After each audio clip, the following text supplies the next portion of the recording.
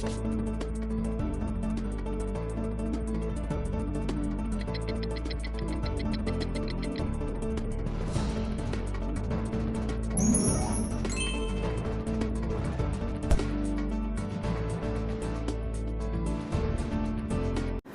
morning, my dear student. Welcome on your favorite online platform, online channel, bright coaching institute Lokarganj. And मैं आपका favourite science teacher, नाम तो जानते ही होंगे, Anil Tiwari. Again welcome on your favourite channel and online coaching institute bright coaching Lokarganj. Today we will discuss chemical reactions and equation, class 10th chemistry first chapter. Okay? First of all मैं अपना introduction आप लोग दे देता हूँ बच्चों, क्योंकि हम लोग फर्स्ट टाइम मिल रहे हैं। My self Anil Tiwari and I will teach you science subject for class 9th and 10th CBSE and ICSE। तो today topic is chemical reactions and equation. देखिए बेटा, सबसे पहली बात समझ लीजिए कि ये चैप्टर जो है ये दो पार्ट में बटा हुआ है। There are following two parts of this chapter. Okay, तो फर्स्ट इज, इसको हम डिवाइड कर लेते हैं। First part is chemical reaction and second part is chemical equations. Chemical equation, तो what is the meaning of chemical reaction? सबसे पहले हम लोग फर्स्ट पार्ट को डिस्कस करते हैं कि इसका मतलब क्या है, क्या मीनिंग है इसका, क्या होता है केमिकल रिएक्शन। बेटा क्लास 9th में सभी बच्चों ने पढ़ा होगा चेंजेस। चेंजेस का मतलब होता है there are following two types of changes, physical changes and chemical changes. Physical change क्या होता है? The changes in which no new substances are formed. जिस चेंज में कोई न्यू सब्सटेंस ना फॉर्म हो, it is called as physical changes. And एक आपने पढ़ा होगा chemical changes. Chemical changes means the changes in which new substances are formed with new chemical properties. ध्यान दीजिएगा, new substances are form with new chemical properties. Okay, it is called as chemical change. तो actually chemical reaction is nothing, it is chemical change. Okay my dear student, तो आप इसको दिमाग में बैठाइए। पहले chemical reaction का मतलब क्या होता है? It means chemical change. और केमिकल चेंज किस तरह का चेंज होता है बच्चों? परमानेंट चेंज होता है। एक बार चेंज हो गया तो हो गया, फिर वो रिवर्स नहीं आ सकता, वापस नहीं आ सकता ना। जैसे फॉर एग्जांपल, जैसे मिल्क कन्वर्ट हो गया बच्चों कर्ड में, आपने दूध से दही में कन्वर्जन कर दिया, तब ये कोई भी ऐसा मेथड या कोई ऐसा साइंटिस्ट नहीं है इस पूरे यूनिवर्स में जो कर्ड को यानी दही को फिर से दूध बना दे, मिल्क में कन्वर्ट कर दे। ये इम्पॉसिबल है। It is permanently change. This type of changes are called as chemical change और केमिकल रिएक्शन। लेकिन थोड़ा सा इसमें माइनर डिफरेंस है, ध्यान समझिएगा। थोड़ा इसके बारे में इंट्रोड्यूस कर लीजिए। देखिए मिल्क क्या है बच्चों? जिससे कन्वर्ट हो रहा है। ध्यान समझना, ये जो एरो बना हुआ है, एरो से जो पहले होगा, मिल्क पहले है, और इससे क्या बन रहा है? कर्ड। तो जो पहले लिखा होगा left side, it is called as reactant. और जो न्यू सब्सटेंस फॉर्म हुआ, it is called as product. Product का मीनिंग और क्या हो सकता है बच्चों? It is also called as new substance. अब देखिए सब्सटेंस वर्ड क्यों यूज करते हैं, जरा समझ लीजिए, इसमें बच्चे बड़े कंफ्यूज रहते हैं। देखिए हम लोग मैटर भी यूज करते हैं, थिंग्स भी यूज करते हैं, ऑब्जेक्ट भी यूज करते हैं, बॉडी भी यूज करते हैं ना। और मटेरियल भी यूज करते हैं। तो देखिए सबका मीनिंग तो सेम है। वैसे आप मैटर की डिफिनीशन पढ़ा होगा 9th में कि anything which occupies space and has mass is called as matter, सबने पढ़ा है। तो जिसमें क्या हो, anything which occupies space and has mass या वॉल्यूम, जिसमें भी मतलब कैपेसिटी हो स्पेस कवरअप करने की, उसे हम लोग बोलते हैं मैटर। देखिए केमिस्ट्री में किसी भी चीज को क्या बोलते हैं, सब्सटेंस। फिजिक्स लिए कौन सा वर्ड बनाया गया है, ऑब्जेक्ट और बॉडी। इसी तरह बायो जब आप स्टडी करते हैं तो उसके लिए कौन सा वर्ड बनाया गया है, थिंग्स। आपने पढ़ा होगा living things, non living things ना। तो याद रखना बेटा, केमिस्ट्री में जो हम लोग वर्ड यूज करते हैं इट इज सब्सटेंस। मैटर भी यूज करा जाता है लेकिन मेन एक्यूरेट वर्ड कौन सा है, सब्सटेंस। ओके, तो आई होप आप लोग कितनी बात समझ में आ गई होगी। अब देखो बेटा ये प्रोडक्ट क्यों है, ध्यान समझिएगा। मिल्क का टेस्ट कैसा होता है बताइए, मिल्क कैसा होता है, स्वीट होता है, मतलब बिल्कुल शुगर की तरह तो नहीं होता है लेकिन कंपेयर करने पे ये मीठा है इससे। और कर्ड बेटा कैसा है, खट्टा होता है, सॉर इन टेस्ट। ओके, देखिए स्वीट क्यों होता है, स्वीट टेस्ट किसका होता है, कार्बोहाइड्रेट का होता है। तो स्वीट होने का रीजन ये है कि मिल्क में कार्बोहाइड्रेट पाया जाता है जिसका नाम होता है लैक्टोज। वैसे आपने सुना होगा ग्लूकोज, फ्रक्टोज, लैक्टोज, बहुत ढेर सारे होते हैं। सुक्रोज, चीनी को बोलते हैं सुक्रोज, शुगर को। तो इसमें बच्चों पाया जाता है लैक्टोज, जिसके लास्ट में OSE आता है, उससे हम लोग बोलते हैं carbohydrates and they are sweets in nature, मतलब टेस्ट करने पर आपको मीठा फीलिंग होती है ना बेटा। और कि ये तो खट्टा है, और जितने खट्टे होते हैं, सॉर मतलब खट्टा, उसमें एसिड होता है। तो इसमें बेटा लैक्टोज जो है कन्वर्ट किस में हो गया, lactic acid, lactic acid, lactic acid. तो एसिड जो भी होते हैं वो खट्टे होते हैं, जैसे लेमन है तो लेमन में भी एसिड है।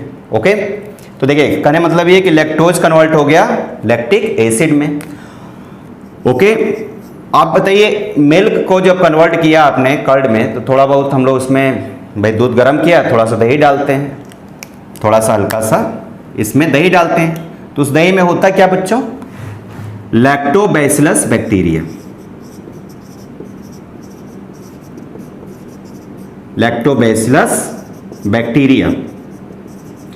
अब ये बैक्टीरिया करता क्या, देखो नेम से ही पता चल रहा है, इसमें लिखा है लैक्टो, देखो ये लिखा हुआ है लैक्टो, और यहां भी देखिए लिखा है लैक्टो, देखिए यहां ध्यान से लैक्टो। तो इस लैक्टोज को ये कन्वर्ट करता है किसमें, लैक्टिक एसिड में। ओके, तो अब बताइए ये लैक्टोज और जो ये लैक्टोबैसिलस बैक्टीरिया है, इन दोनों के बीच में कोई प्रोसेस हुआ होगा ना, तभी तो कन्वर्जन हुआ। तो जो बेटा प्रोसेस होता है, जो भी चीजें इसमें प्रोसेस होती है, it is called as chemical reaction. और जो ये चेंज हो इसको क्या बोलेंगे, केमिकल चेंज। तो आई होप हमारी बात आप लोग समझ गए होंगे क्या मतलब है केमिकल चेंज का। अब थोड़ा सा हम लोग समझते हैं। देखिए A प्लस B, इसको कैसे रिप्रेजेंट करते हैं केमिस्ट्री में, A plus B is equal to C। Arrow लगाया आपने, एरो से पहले जो होगा बेटा it is called as reactant. अभी मैंने बताया रिएक्टेंट दो है इसलिए रिएक्टेंट्स लिखेंगे। और जो न्यू सब्सटेंस बना है it is called as product. See क्या बच्चों, प्रोडक्ट। अब प्रोडक्ट क्या है, न्यू सब्सटेंस, मतलब इसकी प्रॉपर्टीज बिल्कुल रिएक्टेंट से अलग होगी। ओके, अब देखिए ए और बी के बीच में जो ये प्लस साइन लगा है, प्लस, ये रिप्रेजेंट किसको करता है, it represent chemical reaction. It means हम लोग डिफाइन कर सकते हैं, अभी मैं केमिकल इक्वेशन इसके बाद आपको बताता हूँ, इसको मैं भी रफ कर रहा हूँ, पहले हम लोग केमिकल रिएक्शन समझते हैं। तो डिफिनीशन हम लोग क्या दे सकते हैं बच्चों, what is the proper definition of chemical reaction. तो कहाँ पर हो रहा है, जो प्लस साइन है किससे बीच हो रहा है, रिएक्टेंट के बीच में कुछ ऐसा प्रोसेस होता है, कुछ ऐसा जो भी हो उसको हम लोग बोलते हैं केमिकल रिएक्शन। इसका मतलब दोज केमिकल प्रोसेसेस और chemical process which occurs between between the atom of reactants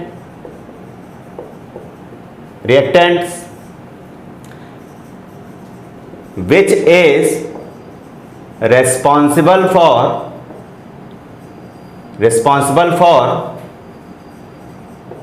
the formation of new substance means product with क्या होना चाहिए, देखो दूध से दही बना, बिल्कुल प्रॉपर्टीज भी अलग होना चाहिए, तो with new chemical properties is called as chemical reaction. Okay, it is the proper definition of chemical reaction. तो आई होप आप लोगों को समझ में आ गया होगा. देखिए इसमें ध्यान देने वाली बात क्या है कि बेटा जो केमिकल प्रोसेस होता है ये किसके बीच में होता है, ए और बी के बीच में, तो इनके एटम्स के बीच में होता है. ओके, याद रखिए केमिकल प्रोसेस जो होता है, केमिकल रिएक्शन जो होता है किसके बीच में होता है, तो between the atom of reactant. ये इंपॉर्टेंट लाइन है. ओके, और केमिकल रिएक्शन का रिजल्ट क्या होता है, तो formation of new substance. Okay, तो आई होप आप लोग हमारी बात इतनी समझ में आ गई होगी. जैसे एक हम लोग एग्जाम्पल समझते हैं बच्चों, जरा कुछ इसको रिप्रेजेंट कर लेते हैं शॉर्टकट में. आपने लिखा see, it is the representation of chemical reaction. Okay, अभी हम लोग केमिकल इक्वेशन के बारे में पढ़ें तो और मैं डीपली आपको बताऊंगा. भी एक सिंपल आप समझिए.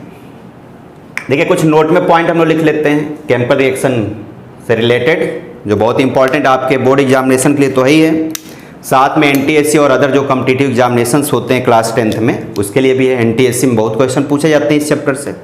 तो number first, the chemical properties of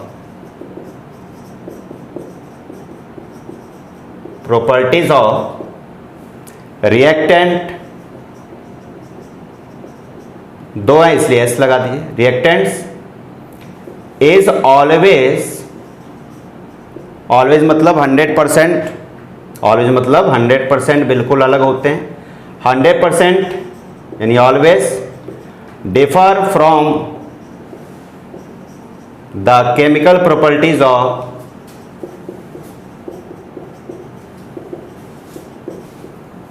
product. कहने मतलब इसकी प्रॉपर्टीज बिल्कुल इससे अलग होगी. ओके बच्चों, ये फर्स्ट पॉइंट हो गया. सेकेंड पॉइंट, केमिकल जो रिएक्शंस होते हैं हमेशा इरिवर्सिबल होते हैं. ध्यान समझिएगा, केमिकल रिएक्शंस आर इरिवर्सिबल. तो सेकेंड पॉइंट लिखते हैं, केमिकल रिएक्शंस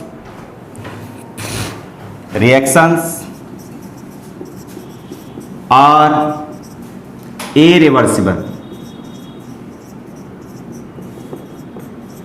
देखिए इरिवर्सिबल का मतलब होता है जो एक बार चेंज हो गया दोबारा आप उसको मतलब रिटर्न नहीं कर सकते, बैक नहीं कर सकते, है ना. और इसका बच्चों साइन होता है इस तरीके से एरो बनाया जाता है, ये इरिवर्सिबल साइन है. जैसे फॉर एग्जांपल मिल्क का कन्वर्जन हो गया कर्ड में, दूध से बन गया दही, अब वो कभी भी कन्वर्ट नहीं हो सकता. अब दही से दूध बनाने का कोई तरीका न था, न है, न कभी फ्यूचर में आप बना सकते हैं. ओके, तो आई होप हमारी बात समझ में आ रही होगी आप लोगों को.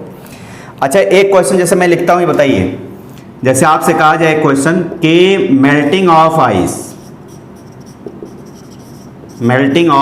आइस, बताइए केमिकल चेंज है या फिजिकल चेंज है. आइए चेक करते हैं. जैसे आइस लिया आपने, इसका आंसर, आइस को अगर हम लोग बेटा हीट कर दें, गरम कर दें, देखो जो हमने ये बनाया ट्रायंगल, ये जो ट्रायंगल बनाया इस तरीके से, इसको बच्चों कहा जाता है डेल्टा. और डेल्टा का मतलब केमिस्ट्री में, देखो मैथ में होता है डिफरेंस, मतलब अंतर. जैसे 5 में से 3 घटाया तो 2 आया, ऐसे घटाया ना, 5 में से 3 को माइनस करो कितना आ रहा, 2. तो ये डेल्टा की वैल्यू कितनी हो गई, 2. तो ये तो मैथ की लैंग्वेज हो गई, बट हम लोग भी पढ़ रहे हैं केमिस्ट्री। तो केमिस्ट्री में डेल्टा का मतलब क्या होता है, ट्रायंगल का मतलब क्या होता है, तो इट मीन्स बच्चों होता है ऑन हीटिंग। आपने 9th क्लास में पढ़ा होगा ये, ऑन हीटिंग मतलब गर्म करने पर। अगर आइस को हम लोग हीट कर दें तो क्या बन जाता है बच्चों, वाटर में कन्वर्ट हो गया। ओके, अगर हम लोग वाटर को फिर से ठंडा कर दें, देखो ध्यान समझो, अगर हम लोग वाटर को ठंडा कर दें तो क्या बनेगा, फिर से आइस में कन्वर्ट हो जाएगा। देखिए हीट किया तो बन गया वाटर, ऑन कूलिंग या फ्रीजिंग,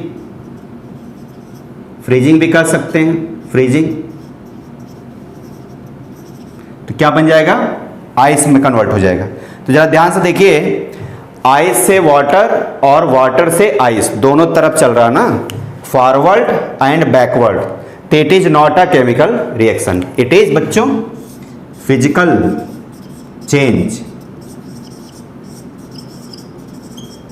बट मिल्क का कर्ड में कन्वर्जन क्या है, इट इज केमिकल चेंज। तो आई होप हमारी बात आप लोग को समझ में आ रही होगी, ठीक है। अब भाई हम लोग नेक्स्ट आगे प्रोसीड करते हैं। तो देखिए पहले सबसे पहले आप लोग इसको पॉज करके नोट कर लीजिए सारे नोट्स। हाँ बच्चों देखिए, ये शायद नीचे का थोड़ा बहुत नहीं आ पाया होगा, तो जरा ध्यान दे दीजिए।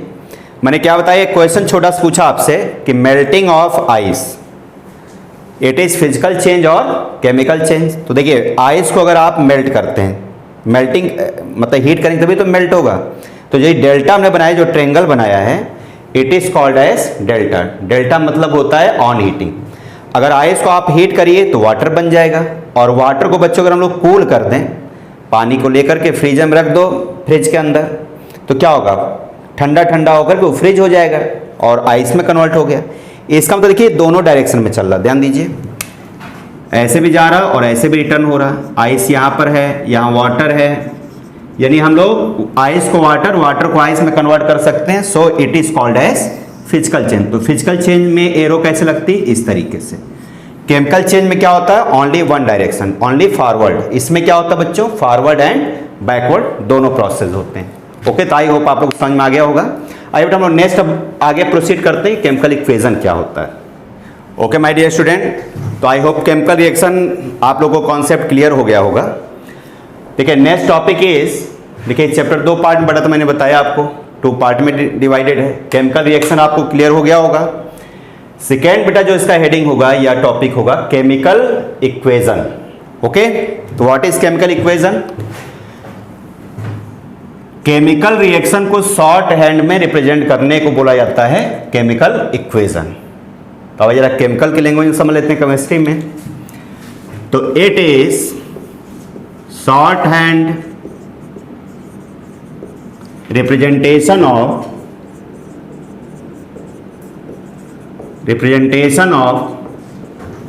A chemical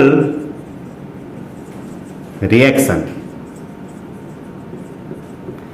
it is short hand representation of chemical reaction, मतलब केमिकल रिएक्शन को हम लोग शॉर्टकट में अगर लिख दें तो उसे बोला जाता है केमिकल इक्वेशन। ओके, अब रिप्रेजेंट करने के लिए हमें कुछ सिंबल्स की भी जरूरत पड़ेगी, कॉमन सी बात है। बाय यूजिंग, क्या क्या यूज किया जाता है, first symbol, symbol, second chemical formula. मैं आप लोग बेटा इस टॉपिक पे केमिकल फार्मूले पे मैं एक सेपरेट वीडियो बनाऊंगा, क्योंकि बहुत ही डीपली टॉपिक आपको पढ़ना है, तो मैं इसका एक अलग से लेक्चर भी बनाऊंगा आपके लिए। Chemical formula. Third condition apply, कौन कौन सी कंडीशन उसमें अप्लाई किया, conditions apply. Okay, condition apply का मतलब हुआ कि रिएक्शन में हीट करना पड़ रहा है कि नहीं, कूल करना पड़ रहा है कि नहीं, कैटलिस्ट का यूज करना पड़ रहा है कि नहीं। अब कैटलिस्ट क्या होते हैं, जो सब्सटेंसेस स्पीड को या तो इंक्रीज कर दें या तो डिक्रीज कर दें। अब मान लो कहीं आग लगी है और उसमें अगर पेट्रोल फेंकिए तो और आगे बढ़ जाएगी, तो उसको बोलेंगे पॉजिटिव कैटलिस्ट, मतलब उसने रिएक्शन क्या कर दिया, इंक्रीज कर दिया। अब उसमें पानी फेंको, फायर ब्रिगेड वाले को बुलाओ तो पानी फेंकते, तभी तो पानी से फायर एक्सटिंग्विश हो जाता, मतलब बुझ जाता है। तो वाटर क्या होगा वहाँ पर, निगेटिव कैटलिस्ट। तो ये दो तरह के होते हैं, पॉजिटिव एंड निगेटिव। तो इसके बारे में हम लोग डिस्कस करेंगे, वेरी इंपॉर्टेंट। ओके, तो ये हो गया कंडीशन अप्लाई। फोर्थ बच्चों क्या हो गया, फिजिकल स्टेट। फिजिकल स्टेट किसका फिजिकल स्टेट, रिएक्टेंट प्रोडक्ट की बात हो रही है। रिएक्टेंट प्रोडक्ट का सिंबल, रिएक्टेंट प्रोडक्ट का chemical formula, reactant and product पे कौन सा कंडीशन अप्लाई हो रहा है उस रिएक्शंस पे, मतलब रिएक्शंस के लिए होता है ये mainly. Physical state of reactant and product, physical state कितने होते हैं, तो सॉलिड को लिखते हैं स्मॉल एस से, लिक्विड को स्मॉल एल, गैसेस सब्सटेंस है तो स्मॉल जी। मान लो आपने सोल्यूशन बना दिया, मान लो कोई ऐसा रिएक्शन है जिसमें आपने सॉल्ट को वाटर में डिसॉल्व किया है, तो उसको बोला जाता है एक्वस सोल्यूशन। तो उसको शॉर्ट में लिखते हैं AQ। ओके, AQ का बच्चों फुल फॉर्म होता है एक्वस। देखिए एक्वस क्यों बोलते हैं, सबको पता होगा एक्वा का मेन मतलब होता है वाटर। तो जिस सोल्यूशन में वाटर होता है ना उसे हम लोग एक्वा बोलते हैं। जैसे आपने पढ़ा होगा एक्वा कल्चर, फिश को जो हम लोग रेयरिंग करते हैं, पालते पोसते हैं, तो आप पढ़े होंगे बायोलॉजी में एक्वा कल्चर। एक्वा गार्ड देखिए सबसे आसान एग्जांपल, घर में क्या आता है, एक्वा गार्ड। एक्वा गार्ड क्यों बोला जाता है, एक्वा मतलब वाटर, गार्ड मतलब उसको सुरक्षित करने वाला, प्योर करने वाला, इसलिए उस मशीन का नाम होता है एक्वा गार्ड, है ना बच्चों। और क्या पढ़ा है, जैसे बायोलॉजी में देखिए एक्वेटिक एनिमल, तो क्यों बोलते हैं एक्वेटिक एनिमल, जैसे फिश हो गया, फ्रॉग हो गया, जो पानी में रहते हैं। तो एक्वा का मेन मतलब होता है रिलेटेड टू वाटर, मतलब वाटर होता है। ओके बच्चों, चलिए फिजिकल स्टेट हो गया, ठीक है, बस सही है। बाय यूजिंग ये इतनी चीजें is called as chemical equations. तो it is the proper definition of chemical equation. अब आइए बच्चों इस पर हम लोग एक छोटा सा एग्जांपल समझते हैं, तो और बातें आपको समझ में आएगी। जैसे फॉर एग्जांपल आप कहा जाए कि ऑन हीटिंग या ऑन बर्निंग लिख लेते हैं, पहले छोटा समझते हैं। On burning hydrogen gas in the presence of platinum। Platinum बेटा एक मेटल होता है, बहुत कॉस्टली होता है, मतलब गोल्ड से भी ज़्यादा कॉस्टली। ओके, इसको हम लोग वाइट गोल्ड भी बोलते हैं। जितने डायमंड की रिंग बनती है तो डायमंड की रिंग में बिल्कुल स्टील की तरह ही दिखता है, लेकिन वो कॉस्टली मेटल है। ओके, तो in the presence of platinum, platinum का साइन होता है PT, प्रेजेंस ऑफ प्लेटिनम, ठीक है। It produces water as a product. ऐसे क्वेश्चन आएगा एग्जाम में। अब आगे क्या लिखा रहेगा, राइट बैलेंस केमिकल इक्वेशन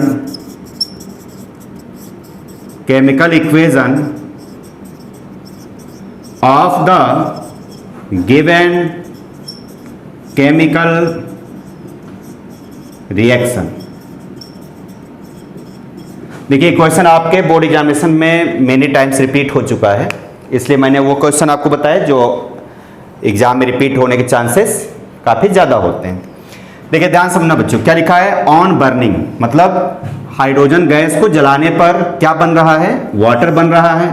किसके प्रेजेंस में, प्लेटिनम। तो प्लेटिनम क्या है बच्चों, प्लेटिनम एक्चुअली में क्या है, कैटलिस्ट है। अगर आप प्लेटिनम रखेंगे तो फटाफट बनेगा, ये मतलब है, और ना अभी मैं बताता हूँ इसका क्या मतलब हुआ। अब आइए इसको हम जरा शॉर्टहैंड में लिखते हैं। जैसा आप इसको एक बात और समझ लीजिए, जैसे आप मैथ पढ़ते हैं, एज वाले प्रॉब्लम पढ़ा होगा, the age of x is 5 times age of b, ऐसे पढ़ा है ना। तो आपको क्या करते हैं, पूरे एज वाले प्रॉब्लम को पढ़ के आप एक्स वाई के फॉर्म में इक्वेशन बनाते हैं और एक्स वाई की वैल्यू पता कर लेते हैं। सेम एज उसी तरह है, जो ये पूरी स्टोरी दिया हुआ है it is called as chemical reaction. अब इसको हम लोग शॉर्ट में एक लाइन में लिख देंगे ना, इसको बोलेंगे केमिकल इक्वेशन। तो इसको लिख के देखते हैं क्या होगा इसका आंसर। देखो डाउन बर्निंग ऑफ हाइड्रोजन, यानी लेंगे पहला क्या लेंगे, हाइड्रोजन यानी कि H2। हाइड्रोजन क्या लिखा जाता है बच्चों, H2। क्या करना है, इसको बर्निंग करना है। बर्निंग का मतलब कहीं भी लिखा हो इसको रट के रखिए, प्लस O2। और एक चीज और याद रखना, जो हाइड्रोजन होता है गैस है, जो भी गैस होगा उसमें हमेशा बगल में यहाँ पे 2 लिखना पड़ेगा। हाइड्रोजन को H लिखोगे तो गलत होगा, ऑक्सीजन को O लिखेंगे तो गलत होगा। क्यों गलत होगा, H is wrong because it is gas, O is wrong symbol because it is gas. तो ये दोनों सिंबल क्या बच्चों, गलत लिखा हुआ है। तो हाइड्रोजन कैसे हम लोग रिप्रेजेंट करेंगे, H2, ऑक्सीजन को N2, नाइट्रोजन को N2, ओके, फ्लोरीन को F2, क्लोरीन को Cl2, 1 2 3 4 5। आपको ये 5 याद रखने हैं जो आपको यूज होगा। ये सारे क्या है, गैसेस हैं, hydrogen gas, oxygen gas, nitrogen gas, fluorine gas, chlorine gas. तो ये 5 को याद रखिए कि इसमें 2 2 आपको लगाना है, यानी इसको बोलते हैं डाई एटॉमिक फॉर्म। हम लोग आगे डिस्कस करेंगे, अभी आप कॉमन समझिए, दीज आर गैसेस, ओके, जो आपके सिलेबस में यूज होगा। तो देखिए हाइड्रोजन लिया, इसको जलाया, यानी कि प्लस O2। बर्निंग का मतलब प्लस O2, बर्निंग का मतलब plus O2, burning means plus O2, इसको रट लीजिए। तो क्या बन रहा बच्चों, प्रोड्यूसेस वाटर, यानी कि H2O का फॉर्मेशन हुआ। तो हमने बच्चों क्या लिख दिया, ये केमिकल रिएक्शन का ये शॉर्ट फॉर्म लिख दिया, it is called as chemical equation. क्या क्या यूज किया, देखिए सिंबल तो नहीं यूज किया, सिंबल अकेला लेटर होता है, जैसे ऐसे लिखा हो NaKCA, जो अकेला होता है ना, एलोन, उसको बोलते हैं सिंबल। और अकेले जो नहीं होता उसको बोलते हैं फार्मूला। तो देखो यहाँ अकेला तो है नहीं, H2 लिखा है, O2, तो ये बेटा हो गया फार्मूला। ओके, क्या बन रहा है, वाटर, ये भी क्या है, फार्मूला है, केमिकल फार्मूला। अब देखिए इसमें कोई कंडीशन तो नहीं दिया हुआ है, प्रेजेंस ऑफ प्लेटिनम, यानी कि कैटलिस्ट भी इसमें लगाना पड़ेगा। ओके, तो यहां लिख देते हैं PT, it acts as catalyst. अब देखिए कैटलिस्ट का मतलब थोड़ा समझ लीजिए एग्जांपल के थ्रू। Catalyst are the external substances, बाहर से कोई सब्सटेंस मिलाया जाता है, external substances which change the rate of reaction. Change मतलब बदल देता है, रेट ऑफ रिएक्शन का मतलब स्पीड ऑफ रिएक्शन, मतलब प्रोडक्ट बनने की जो स्पीड है उसको बदल देता है, या तो बढ़ा देगा या तो कम कर देगा। तो यहाँ घटाना थोड़ी, हमें तो पानी जल्दी जल्दी बनाना है। तो यहाँ पर क्या हुआ बच्चों, ये पॉजिटिव कैटलिस्ट हुआ। ओके, तो चलिए मैं इस पर एक सेपरेट वीडियो बना दूंगा अच्छे से आपको कैटलिस्ट के लिए। अभी आप समझिए कैटलिस्ट है, कैसा कैटलिस्ट है बच्चों, पॉजिटिव कैटलिस्ट है। तो आपको पॉजिटिव निगेटिव लिखने की कोई जरूरत नहीं है, बस आप लिख दो कैटलिस्ट। अब देखिए बन गया वाटर, आगे बढ़िए, इसमें क्या इसमें और लिख रहा है बच्चों, बैलेंस केमिकल इक्वेशन। देखो राइट बैलेंस केमिकल इक्वेशन, यानी इसको हमको बैलेंस के फॉर्म में लिखना है। तो बैलेंसिंग कैसे की जाती है, ध्यान समझिएगा। देखो यहां लिखा है H2, H के कितने आइटम्स हैं, 2। इधर देखिए H के कितने आइटम्स हैं, प्रोडक्ट साइड 2, इक्वल है। O के कितने आइटम्स हैं, रिएक्टेंट साइड्स, तो 2। O के कितने आइटम्स हैं, प्रोडक्ट साइड, तो 1। अब आप ध्यान दीजिए हाइड्रोजन तो इक्वल है लेकिन ऑक्सीजन अनइक्वल है, इधर 2 है इधर 1 है। ओके, तो देखो ना सिर्फ आपको मल्टीप्लाई करके बैलेंस करना है। ओके, कैसे बैलेंस करना है, only by multiplication, multiplication, only by multiplication. इसको बच्चों बोलते हैं heat and trial method, trial method, या इसको हिट एंड एरर मेथड भी कहा जाता है। आपके सिलेबस में केवल यही मेथड है, बाकी क्लास 11 में बहुत ढेर सारे मेथड्स पढ़े जाते हैं, एसिडिक बेसिक मीडियम में, ion electron method, oxidation reduction method, ढेर सारे मेथड्स होते हैं। आप में बहुत आसान मेथड है। अब बताइए यहाँ पर 2 है, यहाँ पे 2 इक्वल है, लेकिन इसमें देखो यहाँ 2 यहाँ 1, तो जो छोटा नंबर है, छोटा नंबर कौन सा है, स्मॉल 1, और ये 2 बड़ा है, इससे कोई मतलब नहीं हाइड्रोजन से। तो इसमें किस चीज का मल्टीप्लाई करो किस नंबर से कि ये बन जाए, और स्मॉलेस्ट नंबर सोचिए, छोटा छोटा। तो अगर बेटा अगर इसमें मल्टीप्लाई कर दें 2 का, ध्यान देखिए, अगर हम 2 का मल्टीप्लाई कर दें, ठीक है, मैं जरा कलर चेंज कर लेता हूँ। अगर इसमें 2 का मल्टीप्लाई कर दें तो कितना बन जा रहा है? 2। ओके, अब देखिए क्या सही हो गया, 2 2।